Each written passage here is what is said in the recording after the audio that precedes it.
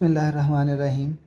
अच्छा जी, चैप्टर की बेसिक में हमने सारी चीज़ें डिस्कस कर ली थी कि हमने बीआरएस बनाना है, बीआरएस के कुछ मेथड्स थे, वो सारी चीज़ें हमने डिस्कस की थी। तो आज हम क्वेश्चन स्टार्ट करते हैं। इस चैप्टर में जो है वो हम बी सीरीज़ के क्वेश्चन करेंगे और ई सीरीज़ के क्वेश्चन आप लोगों ने खुद करने हैं। तो आज हम जो बीआरएस बनाएंगे, जो क्वेश्चन हम स्टार्ट करेंगे, जो हमने लास्ट टाइम डिस्कस किया था कि 3 मेथड हैं और उनमें से सेकंड मेथड हम यहाँ पे फॉलो करेंगे। तो उसमें से हम पहले क्वेश्चन नंबर आज 7B2 करते हैं और फिर उसके बाद जो है वो हम आगे फर्दर इसको कंटिन्यू करेंगे। तो वो कहता है जी, blue grass Tonight is a night club in naturally the information necessary for preparing a bank reconciliation for the company at November 30 appear below। एक तो है कि आपने कंपनी का नेम बताया है, आपने बैंक रिकॉन्सिलेशन स्टेटमेंट बनानी है और for the month of November बनानी है, यानी आपने नवंबर की जो है वो बैंक रिकॉन्सिलेशन स्टेटमेंट बनानी है। कहता है एज ऑफ नवंबर 30 कैश पर बैंक स्टेटमेंट, ये आपको बैंक स्टेटमेंट का जो है वो बैलेंस दिया हुआ है और पर अकाउंटिंग रिकॉर्ड। तो यहाँ से देखें कि बैंक स्टेटमेंट में 41,000 है और अकाउंटिंग में 48 है, तो इसका मतलब दोनों में डिफरेंस आ रहा है। जब दोनों में डिफरेंस आ रहा है तो इसको हम कहते हैं, इसलिए हमें जो है वो बैंक रिकॉन्सिलेशन स्टेटमेंट बनानी पड़ेगी, क्योंकि बैंक रिकॉन्सिलेशन स्टेटमेंट का हमने कॉन्सेप्ट ही ये डिस्कस किया था कि जब भी कभी अकाउंटिंग रिकॉर्ड में और बैंक स्टेटमेंट में डिफरेंस आ जाए तो उस डिफरेंस को ख़त्म करने के लिए, एलिमिनेट करने के लिए, ज़ीरो करने के लिए हम जो स्टेटमेंट बनाते हैं उसको हम कहते हैं बैंक रिकॉन्सिलेशन स्टेटमेंट। ठीक है जी। तो अब हम ज़रा पहले फॉर्मेट वगैरह बना लेते हैं, उसके साथ उसके बाद जो है वो हम स्टार्टिंग में कुछ चीज़ें भी शॉर्टकट साथ लिख लेते हैं ताकि आपको याद रहें। तो सबसे पहले हमने पढ़ा था जो कॉजेज़ थी, जो रीज़न्स थी हमारी, वो 6 तरह की थी। इसमें सबसे पहली थी डिपॉजिट इन ट्रांजिट, जिसके बाकी 3 नाम भी थे, हमने उस दिन पढ़े थे 4। और ये हमने पढ़ा था कि डिपॉजिट इन ट्रांजिट हो या कैश रिसीट हो या कैश रिसीव हो। ये जो कल हम चीज़ें डिस्कस कर रहे थे बेसिकली वो कॉजेज़ हैं कि इनके डिफरेंट नेम है। जैसे डिपॉजिट इन ट्रांजिट की हम बात कर रहे हैं, इसका दूसरा नाम है कैश इन हैंड, इसी का नाम है कैश रिसीट या रिसीव, और इसका चौथा नाम है अनक्रेडिटेड। तो इन्होंने क्या होना है, इन्होंने बीआरएस में प्लस होना है। तो ये हमने क्या कर दिया कि हम साथ लिख रहे हैं ताकि क्वेश्चन करने में आसानी हो। सेकेंडली था आउटस्टैंडिंग चेक।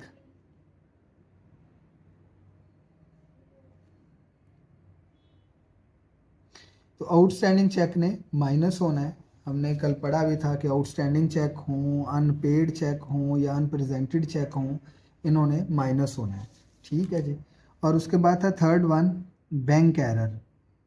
तो जो बैंक का एरर है वो हमने कहा था कि अकॉर्डिंग टू स्टेटमेंट पता चलेगा कि उसने प्लस होना है या माइनस होना है। तो ये जो 3 चीज़ें थी ये हमने कल डिस्कस किया था कि ये बीआरएस में आएंगी। ठीक है। फिर उसके बाद नंबर 4 पे था आपकी एक्सपेंसेस। तो वो हमने पढ़े थे कि एक्सपेंसेस जो हैं वो प्लस होंगे, ठीक है, बल्कि माइनस होंगे। और एक्सपेंसेस कौन कौन से थे वो हमने कहा था कि बैंक चार्जेस हो सकते हैं, डिसऑनर चेक हो सकते हैं, इंटरेस्ट पेड हो सकते हैं। ठीक है जी।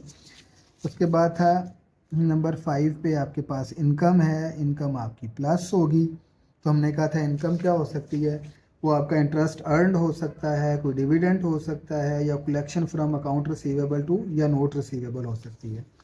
और नंबर 6 जो है वो आपका डेट इज़, वो था आपका अकाउंटिंग एरर। जो अकाउंटिंग एरर है वो हमने कहा था ये प्लस भी हो सकते हैं और माइनस भी हो सकते हैं। तो ये जो 6 चीज़ें हैं ये आपके एडजस्टेड कैश बुक में आएंगी। तो अब इन्हीं को रखते हुए हम जो है वो यहाँ पे क्वेश्चन को सॉल्व करते हैं। तो अभी हमने जो पढ़ा था उसके अकॉर्डिंग सबसे पहले जब हम फॉर्मेट की बात करेंगे तो सबसे पहले हम कंपनी का नाम लिखेंगे। तो ये हम लिखेंगे Blue grass Tonight. Then हम लिखेंगे बैंक रिकॉन्सिलेशन स्टेटमेंट।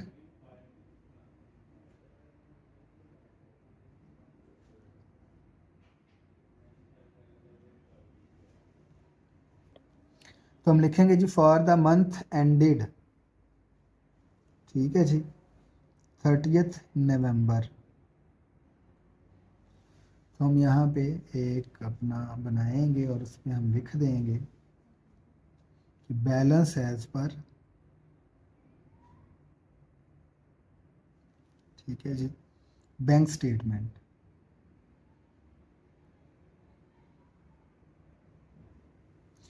तो हमारे पास जो बैलेंस है बैंक स्टेटमेंट का वो गिवन है 41631, ठीक है जी।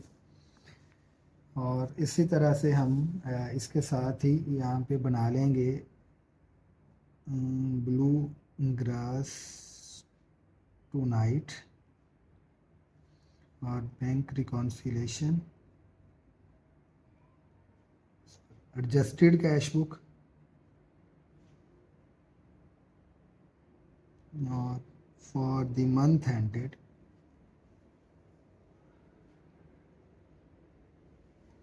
30th June, sorry 30th November, ठीक है। तो उसका भी हम फॉर्मेट कुछ बना लेंगे इस तरह से कि यहाँ पे हमारे पास आ जाएगा डेबिट, क्रेडिट और बैलेंस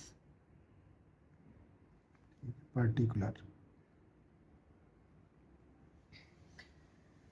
चलें जी, सबसे पहले हमें दिया हुआ है जी कैश रिसीट, और वो दी हुई है 9366 on November 30 were not deposited until December 1। तो हमने जो है वो एक कैश रिसीट थी हमारे पास, और उन कैश रिसीट को हमने क्या किया, ये अमाउंट थी और उनको हमने डिपॉज़िट नहीं करवाया। जब आपने उसको डिपॉज़िट नहीं करवाया तो इसका मतलब ये है कि वो नवंबर की स्टेटमेंट में नहीं आएंगी। तो वो कह रहा है कि दिसंबर 1 भी हो गया, लेकिन आपने कुछ कैश रिसीव किया था या कैश रिसीट था, उसको आपने क्या किया है, उसको आपने डिपॉज़िट नहीं करवाया। तो जब डिपॉज़िट नहीं करवाया तो हमने कहा था कैश रिसीट हो, कैश रिसीव हो, कैश इन हैंड हो या अनक्रेडिटेड हो, ये BRS में जाके प्लस होते हैं। यानी ये देखें, डिपॉजिट इन ट्रांजिट हो या कैश रिसीट हो या कैश रिसीव हो, इन्होंने प्लस होना है किस में जाके, BRS में जाके। तो हम क्या करेंगे, हम यहाँ पे लिखेंगे add cash receipt not deposited. तो वो हमारे पास अमाउंट आ गई इसकी 9366, ठीक है जी।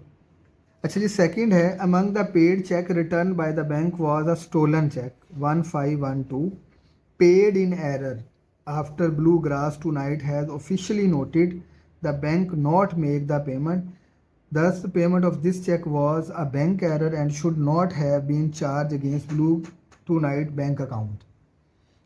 अब इस पूरे स्टेटमेंट की स्टोरी ये है कि आपके एक चेक चोरी हो गया, कंपनी ने बैंक को इंटीमेट कर दिया, इन्फॉर्म कर दिया कि आपने इस चेक की पेमेंट नहीं करनी, बट बैंक ने गलती से उसकी पेमेंट कर दी, पेमेंट इन एरर, पेमेंट उसकी गलती से कर दी। तो अब ये बैंक का एरर है। तो जब हमने बैंक को मना किया था कि आपने पेमेंट नहीं करनी और बैंक ने उसकी पेमेंट कर दी, तो बैंक आपको वो पैसे वापस पे करेगा। जब वो पैसे हमें पे करेगा तो हमारे अकाउंट में वो ऐड होंगे। इसलिए हम इस बैंक एरर को अपने पास क्या करेंगे, ऐड करेंगे, और हम लिखेंगे ऐड चेक इनोरियसली पेड। तो हम उसको जो है वो इनोरियसली पेड लिख देंगे, इरोनियस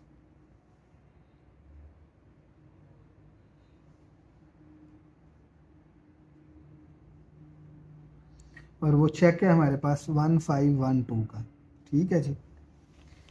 नेक्स्ट है हमारे पास, वो कहता है the following memorandum accompanied the following statement debit memo for service charges. तो हमने लास्ट टाइम भी डिस्कस किया था कि अगर कभी भी डेबिट मेमोरेंडम आ जाए तो वो एक्सपेंस को रिप्रेजेंट करता है। और वैसे भी हमें जो सर्विस चार्जेस हैं वो भी हमने पढ़ा था कि आपके बैंक चार्जेस हो जाएं, सर्विस चार्जेस हो जाएं, वो किसके अंदर आते हैं, वो आपके सारे के सारे एक्सपेंस में आते हैं। और इनके लिए वर्ड यूज़ होता है डेबिट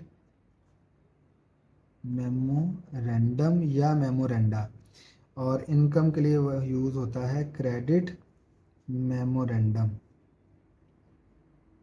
तो ये हमारे एक्सपेंस है। अब एक्सपेंस सारे के सारे जो हैं वो किस में आने हैं, वो आपके आएंगे आपकी एडजस्टेड कैश बुक में। सबसे पहले हम यहाँ पे इस पे लिखेंगे balance as per accounting record,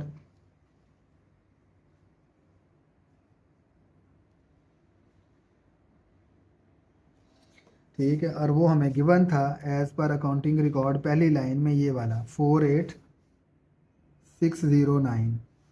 और ये जो साइड होती है ये आपकी इनकम साइड होती है और ये आपकी एक्सपेंस साइड होती है। इसका मतलब एक्सपेंस है तो एक्सपेंस आपके क्रेडिट साइड पे आएंगे, तो आप यहाँ पे लिखेंगे सर्विस चार्जेस और वो हैं आपके 21 के। देन पॉइंट इसी में बी है, a debit memorandum attach to a 116 cheque with Blue Grass has accepted from a customer as deposit into account. यानी इस कंपनी को उसके एक कस्टमर ने एक चेक दिया, कंपनी ने वो चेक लिया और अपने अकाउंट में डिपॉजिट करवा दिया, but which the bank was turn with the marking NSF। Bank ने वो चेक वापस कर दिया और उसके ऊपर लिख दिया नॉट सफिशेंट फंड, यानी कस्टमर ने जो चेक दिया है उस कस्टमर के अकाउंट में पैसे नहीं हैं। तो ये भी हमारा एक्सपेंस है, ये भी हमने कल डिस्कस किया था कि अगर कभी भी एक्सपेंस में किसी जगह पे लिखा हो नॉट सफिशेंट फंड तो वो भी एक्सपेंस होता है। और एक्सपेंस आपके सारे के सारे एडजस्टेड कैश बुक में आएंगे और वो आपकी एक्सपेंस वाली साइड पे आएंगे। तो यहाँ पे आप लिखेंगे कि कस्टमर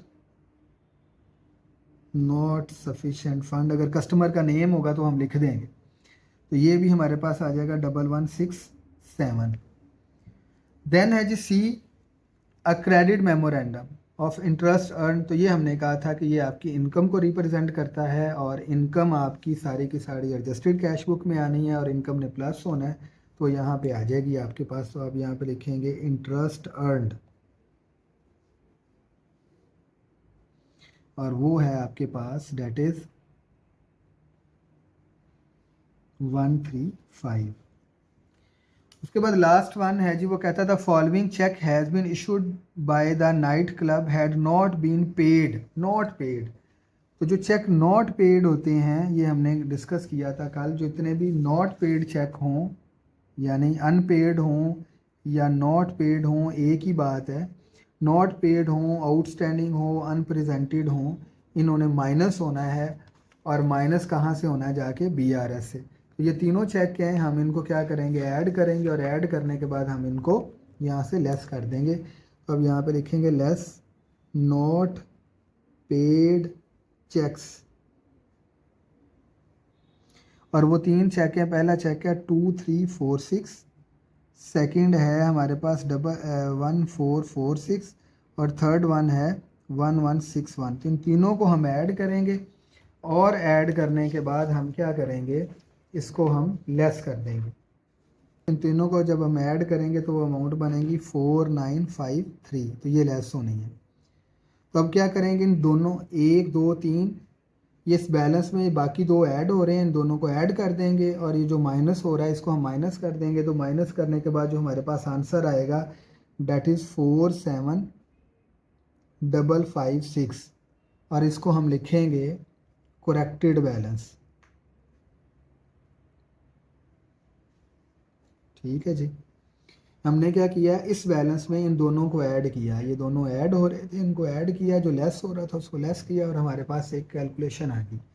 सिमिलर इसी तरह से जब हम इसको सॉल्व करेंगे तो ये बैलेंस यहाँ पे मूव एज इट इज़ हो जाएगा। फिर इस बैलेंस में से हम 21 माइनस करेंगे, जब हम 21 माइनस करेंगे तो हमारे पास, जब हम इसको लेस करेंगे तो लेस करने के बाद आंसर आ रहा है 48588।